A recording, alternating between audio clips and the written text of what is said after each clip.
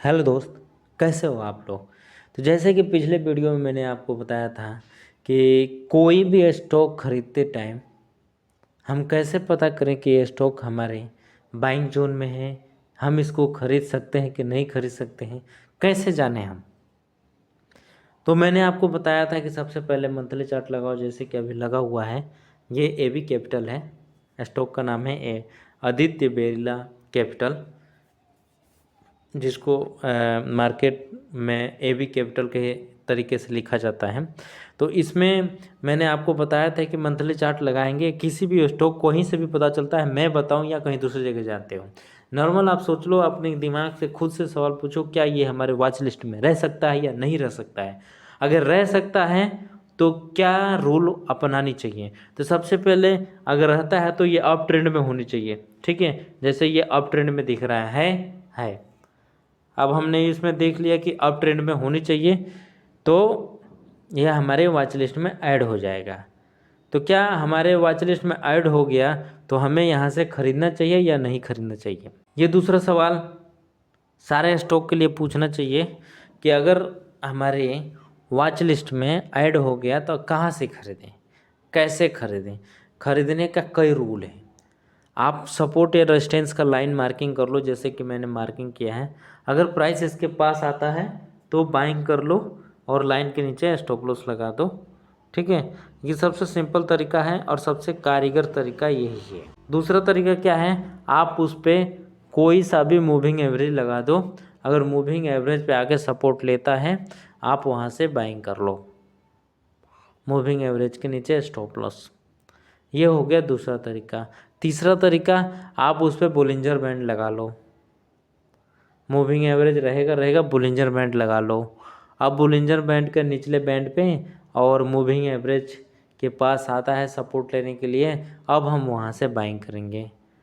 ये सारा कब करेंगे, जब मंथली चार्ट पे स्टॉक अप ट्रेंड में होगा, जैसे कि अभी एबी कैपिटल अप ट्रेंड में आपको दिख रहा है तब। ये सारी बातें आपको क्यों बता रहा हूँ, ये इसलिए बता रहा हूँ क्योंकि बार बार मेरे से यही पूछा जा रहा है कि कोई भी स्टॉक अगर हमें ख़रीदना है तो क्या देखना चाहिए। तो नॉर्मल बात टेक्निकल एनालिसिस के बेस पे बता रहा हूँ, कोई डाटा देखने की ज़रूरत नहीं है।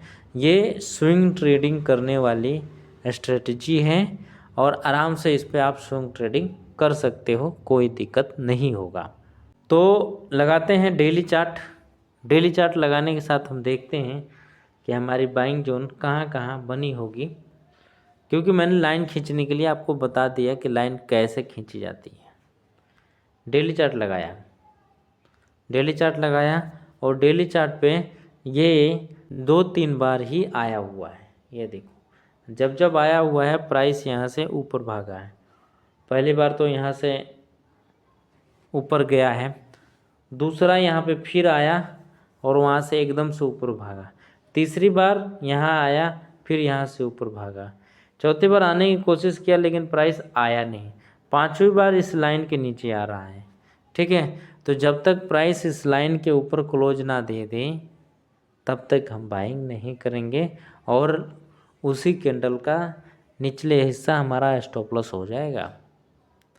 तो ट्रेड करने के कई तरीके हैं, आप अनंत तरीक़ों से मार्केट में ट्रेड कर सकते हो और प्रॉफिट बना सकते हो। यहाँ पे आप कमाने आए हो, ना कि गंवाने। और अभी लोग पता है क्या कर रहे हैं, ये पता है लोग कहीं भी मैं जाता हूँ यही पूछते हैं कि कोई स्टॉक बता दो, मुझे ख़रीदना है, मुझे 50,000 रुपये डालने हैं। मेरा सवाल उनसे यही रहता है कि मेरा बताओ, मेरा बताए हुआ आप खरीदोगे तो आपको लॉस पक्का होगा, क्योंकि मुझे भी मार्केट सिर्फ मेरे लिए आती है, ना कि दूसरों के लिए। आपको सीखना पड़ेगा तरीका, आपको तरीका सीखना पड़ेगा कि ये स्टॉक मैं खरीद पाऊँगा कि नहीं खरीद पाऊँगा। मैं अभी आपको बता दूँ और अभी 10 दिन 15 दिन 1 महीने बाद ये दोबारा से गिर जाए तो मुझे पता है कहाँ निकलना है, लेकिन आपको नहीं पता है। आप उस स्टॉक को लॉन्ग टर्म में छोड़ दोगे और जो 100 रुपये पे खरीदे हो ना, जाके 50 रुपये पे या 40 रुपये पे बेचोगे, फिर मुझे गाली दोगे। ये एकदम रियल बता रहा हूँ, रियल।